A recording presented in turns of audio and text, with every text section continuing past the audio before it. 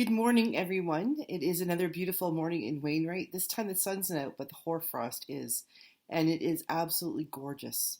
It is like God took a paintbrush and painted every strip of grass and every remaining leaf on the trees. It's beautiful outside. This morning, I wanted to talk to you about something my sister told me about.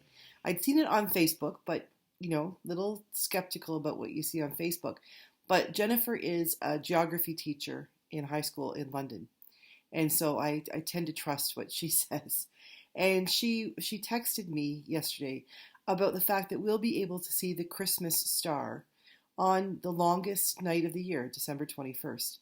And that is the time when, after 800 years, almost 800 years, the Saturn and Jupiter will be in so close alignment, they will look like they're right in front of each other, and it causes an effect that looks like the Christmas star that we know of from all of our Christmas stories. Now, I'm not for a minute believing that God did this on purpose for 2020, that we needed something like this, nor am I suggesting that this is the perfect alignment of what appeared in the sky the night that Jesus was born. But what it does remind me of is that God creates miracles in our lives every day.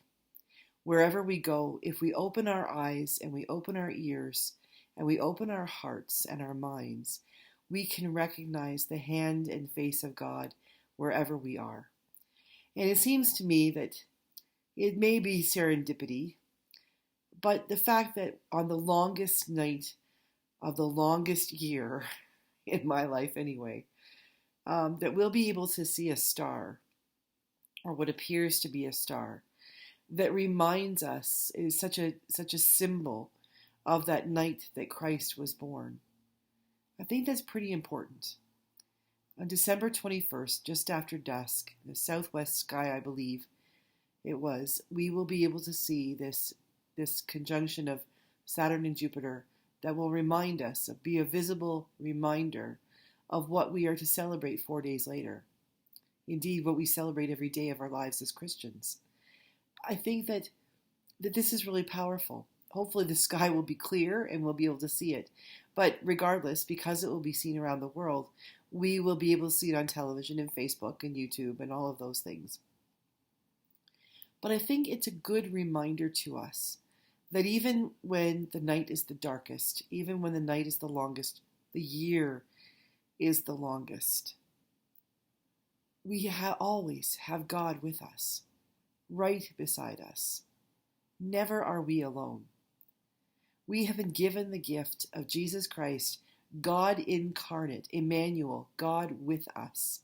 And in this Advent season, as we continue to light our candles, the candle of hope, the candle of peace, the candle of joy, and the candle of love, we are reminded with each lighting, as more light comes into our lives, that we are working toward that moment when we light the Christ candle, the one who gives us true light, who enlightens our entire lives. And the fact is, we never blow it out. He's with us all the time.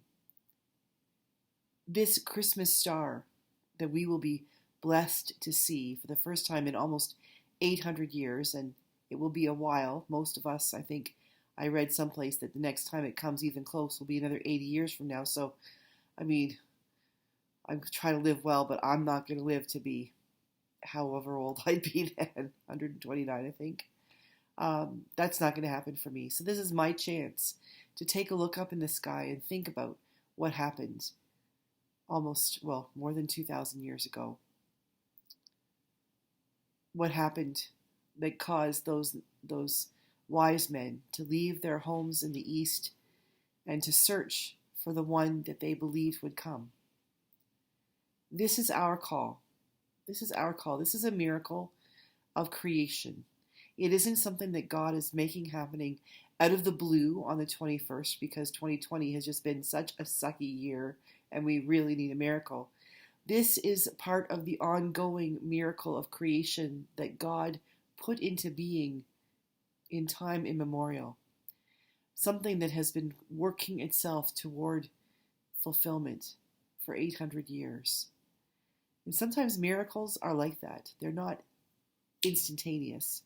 Sometimes miracles take a long time to be made manifest. And I think that this is one of them. This star, the star that we will see, is not something that we are being given to get us through the darkest night, but it is an outward and visible sign of the incredible, invisible, and spiritual grace that God gave us when God created the world, knowing that in 2020, however many years that might be from the moment that God imagined the stars and the planets, that we would need this, that we would need to be reminded that God is so good and God is so powerful and God is so creative and God is so giving. So as we look to that star, as we spend a week, 10 days from today, on that shortest day and longest night, I pray that you will look up to the skies and you will see that miracle so long in the making and recognize that we have been given that which that star traditionally points to, Jesus Christ, as the greatest miracle. The miracle that God would love us so much that he would give of himself, that we could be with him, that he could have a relationship with us and us with him. God is so good to us. God is so loving and caring and compassionate.